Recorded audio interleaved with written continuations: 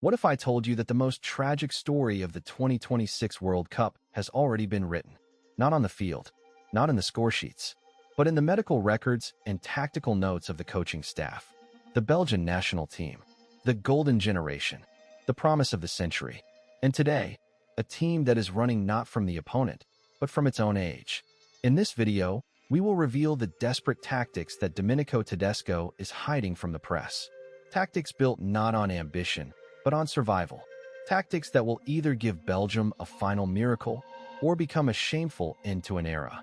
And believe me, this silence is no accident. What happened to the golden generation?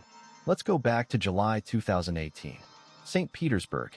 Belgium beats England 2-0 in the match for third place. World Cup bronze medals. The country's president is in the stands. Tears of joy flowed in the locker room. Everyone believed this is just the beginning. Ahead lies Euro 2020, the 2022 World Cup, Euro 2024. The golden generation is in its prime. De Bruyne is 26. Hazard is 27. Lukaku is 25. Courtois is 26. Vermaelen is 32, but still going strong. Everything is perfect, but history does not forgive illusions. Already at Euro 2020, Belgium is eliminated in the quarterfinals by Italy. At the 2022 World Cup in Qatar, there is a disaster. Elimination in the group stage after a 0-2 defeat to Morocco. And then the disintegration began. Eden Hazard announces his retirement from the national team in December 2022. Thomas Vermaelen in June 2023. Toby Alderweireld in August 2024. Thomas Meunier in January 2025. Each departure is more than just the loss of a player. This is the loss of a part of the team's soul. But the worst thing is that those who remain are no longer the same. Secret FAB data leaked in January 2026. In 42% of matches in 2025, Kevin De Bruyne took to the field with a painkiller injection in his knee. Romelu Lukaku was substituted before the 75th minute in 38% of matches due to a critical drop in stamina. These figures are not published. They are hidden behind beautiful photos on official accounts. But the truth on the field, the golden generation, has become a crystal generation. And every match carries the risk of complete destruction. Tedesco under the knife. Why is he kept on? Why hasn't the Belgian Football Federation, FAB, sacked Domenico Tedesco after the Qatar disaster? The answer is in the contract. The document signed in February 2023 is valid until July 2026. But Clause 7.3 conceals a trap: automatic termination of the contract in the event of elimination from the tournament before the quarterfinals. Tedesco knows the 2026 World Cup is his last chance. But the pressure isn't just coming from management. An internal FAB memorandum from November 2025, leaked to the newspaper Het Laatste Nieuws, states, sponsors demand the participation of De Bruyne and Lukaku in every group stage match. Refusal will result in a loss of 47 million euros from main partners. This isn't football, it's business. And Tedesco finds himself between a rock and a hard place. On one hand, the need to update the squad. On the other, the financial interest in preserving the star brand. In an interview for the magazine 11 Freund in December 2025, Tedesco admitted bitterly, "They tell me, give the young a chance. But when we lose against young players, they ask, why didn't you field De Bruyne?" This isn't a coaching dilemma. It's psychological torture. And it's precisely this that is shaping Belgium's tactics at the 2026 World Cup, a tactic of desperation. Physiological disaster, numbers that are concealed. Let's take a look at the FAB lab. A report from November 2025, marked for internal use only. For players over 30, sprint intensity drops by 37% after the 65th minute of a match. But numbers speak louder than words. Take Kevin De Bruyne. At the 2018 World Cup in Russia, he averaged 28 sprints per match. In 2025, it's 11, a 60% decrease. Romelu Lukaku, in 2018, 14 touches of the ball in the opponent's penalty area per match. In 2025, 4.2, a 70% decrease. Thibaut Courtois, in 2018, 5.3 saves per match, 89% of shots on target saved. In 2025, 3.1 saves, 76% efficiency. Why? Age. wear and tear, injuries. But FAB only publishes general statistics. De Bruyne is the best assist provider, concealing the fact that 80% of his passes come in the first 60 minutes. Concealing the fact that after the 70th minute, his accuracy drops from 88% to 61%. This isn't bias. It's the need to preserve the illusion. Because admitting the truth means admitting that the golden generation is dead, and Belgium isn't ready for the funeral yet. Ghost youth. Why is there no successor? But why can't Belgium simply replace old stars with young ones? The answer is in the system. Belgium produces talent. Jeremy Doku, 23, is one of the fastest wingers in the world. Amadou Onana, 24, is a physically dominant defensive midfielder. Arthur Tellier, 21, is a technical attacking midfielder. But there's a problem. Belgium lacks a new generation of leaders. There's no player who could take on the role of De Bruyne or Hazard. UEFA statistics for 2025. Belgian players aged 21 to 23 start 22% fewer minutes in Europe's top 5 leagues than French or English players. The reason is the dominance of foreigners at Belgian clubs. At Anderlecht, Club Brugge, and Gent, foreign players form the core. Young Belgians aren't given a chance. The result is a lack of continuity.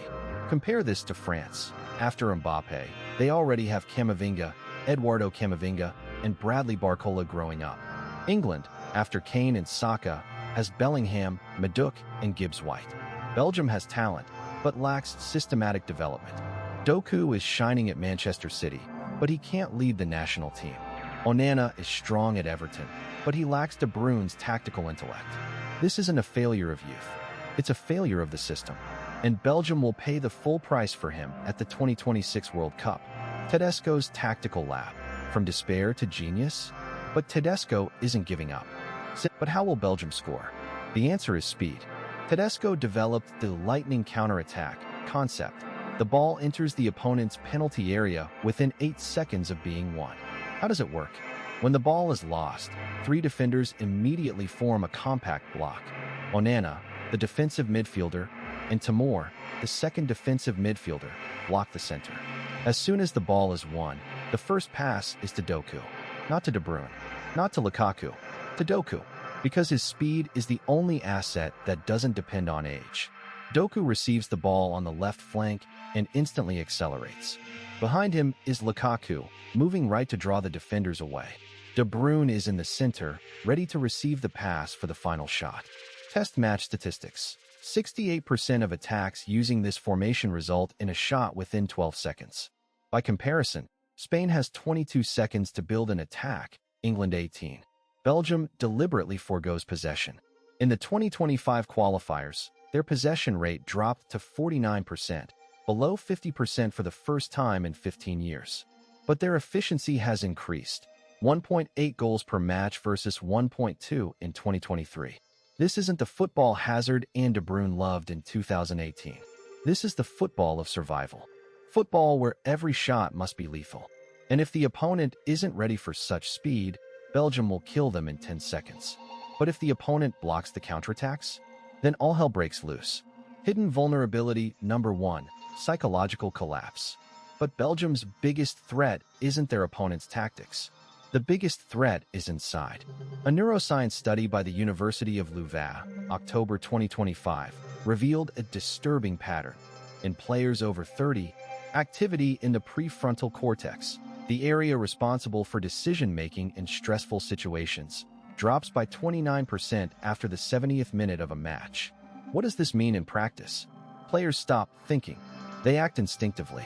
They make mistakes. Example, a friendly against the Netherlands in November 2025. Belgium leads 2-0 until the 75th minute. Then, a collapse. De Bruyne loses the ball in midfield, a rare occurrence for him. Onana fouls Martins in the danger zone, a penalty. Courtois misses a 25-meter shot from Gakpo. Result, 2-3. Loss. Match data analysis. In the final 15 minutes of the match, Belgium committed 14 passing errors versus 5 in the first 15 minutes, 3 fouls in the danger zone, and 0 shots on target. This isn't a fluke. It's a pattern. At the 2026 World Cup, where every match is a war of attrition, this vulnerability will be fatal. especially in the knockout stages, where the pressure is at its peak. One mental breakdown, and the golden generation will leave not with victory, but in disgrace. Hidden vulnerability number 2. Courtois, the crystal goalkeeper. But there's an even more terrifying vulnerability in goal. Thibaut Courtois, a giant, a legend, but his body is betraying him. Medical report from the Asclepios Clinic in Hamburg, September 2025, 3 operations on the right knee since 2022. Chronic tendinitis. The risk of recurrence at temperatures above 30 degrees Celsius is 63%.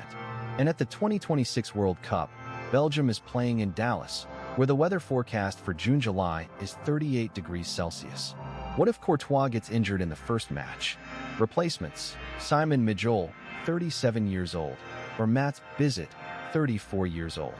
Both are veterans, but not at Courtois' level. Stats: in matches without Courtois in 2025, Belgium conceded an average of 2.3 goals per game, compared to 0.9 with him, a difference of 156%. This is not just the loss of a goalkeeper. This is the loss of the entire team's confidence. Courtois is not just a player. He is a symbol of stability. His presence in goal gives the defenders courage. His absence sows panic. And Tedesco knows this. In close training, he's already testing a system with 5 defenders without Courtois. But this is a crutch, not a solution. At the 2026 World Cup, Courtois' health is the main factor in Belgium's success. And that's terrifying. Climate hell of the 2026 World Cup. Let's add a third layer of hell: climate. Belgium has chosen Austin, Texas, for its base camp. The average June temperature is 35 degrees Celsius with 70% humidity.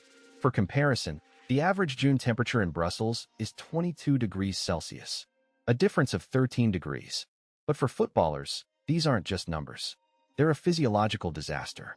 A study by the Belgian Institute of Sports Medicine, January 2026, in players over 30, endurance drops by 31% after the 60th minute of a match in temperatures above 30 degrees Celsius. Players with chronic injuries, like De Bruyne and Courtois, are particularly vulnerable. At the 2022 World Cup in Qatar, under similar conditions, Belgium lost 2-0 to Morocco. A key factor: 89% of Belgium's ball losses occurred after the 65th minute. The defenders couldn't close down the spaces. The midfielders lost concentration. The forwards couldn't accelerate. Will history repeat itself? Most likely, because Belgium didn't change their lineup. They didn't change their physical preparation. They only changed their tactics. But tactics won't save them from the heat. Only physicality.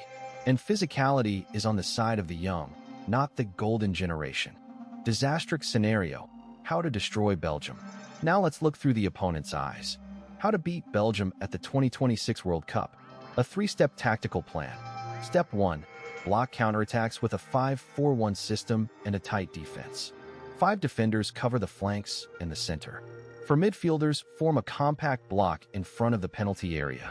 The goal: prevent Doc from accelerating. Force Belgium to play positional football, something they don't know how to do in 2026. Step 2. Force possession deep by aggressively pressing Onana and Timor. Belgium will be forced to pass the ball back to Courtois. And if the goalkeeper makes a mistake, a quick attack on an empty net. Step 3.